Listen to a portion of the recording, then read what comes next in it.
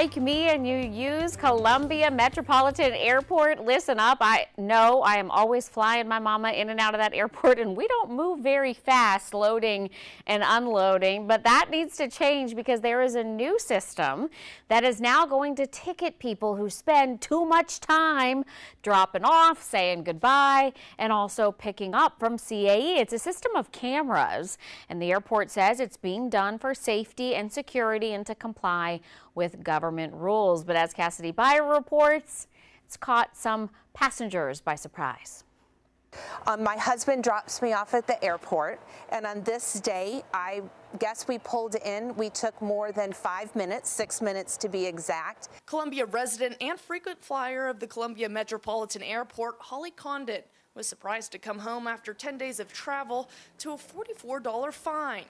So I'm holding what appears to be a parking violation. As we were determining how best to enforce the TSA regulations was how to carry it out. We chose the bollards that do issue the photographic evidence of people being there. Greg Hornsby is the airport's interim president. He says the cameras and signs were placed in front of the airport in November of last year, but weren't activated until January 21st.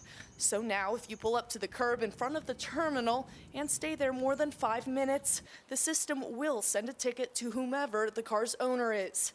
Our overarching goal is to maintain the safety and security and actually efficiency of the loading and unloading operations. But Condon says as a frequent passenger traveling in and out of the airport, the lack of notification and understanding of the new regulation was what caught her off guard. Had I known, I would have been much more conscious over the time that I spent in the car gathering my computer and my wallet. On top of the lack of notification, Condon added her frustration around the sign's location. I actually went back to the airport yesterday after I got this citation in the mail, and all I could find were signs that were knee level. So if a car was parked in front of us, which appears in one of the photos, there was no way that we would have had any visibility to the fact that they had these cameras activated. Hornsby did acknowledge the airport's lack of notification around the new fines, and while he says it was a mistake on their part, it needed to be done in time for the airport to welcome 2 new airline services. We have new service with both Allegiant starting in May and Spirit starting on June 4th. That's going to be a considerable increase in our airline and passenger traffic, especially when Spirit gets in, and for at least 4 days a week, that's upwards to 10 flights. Cassidy Beyer, News 19, WLTX.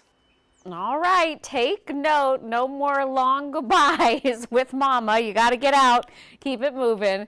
The airport says there are other alternatives, though. If you're picking up, you can just simply sit in the cell phone lot nearby, wait for the person to call you and say you're there. They say you can also park in the parking garage. That lets you park for 20 minutes for free. And to be clear, the cameras do not ticket in handicapped zones.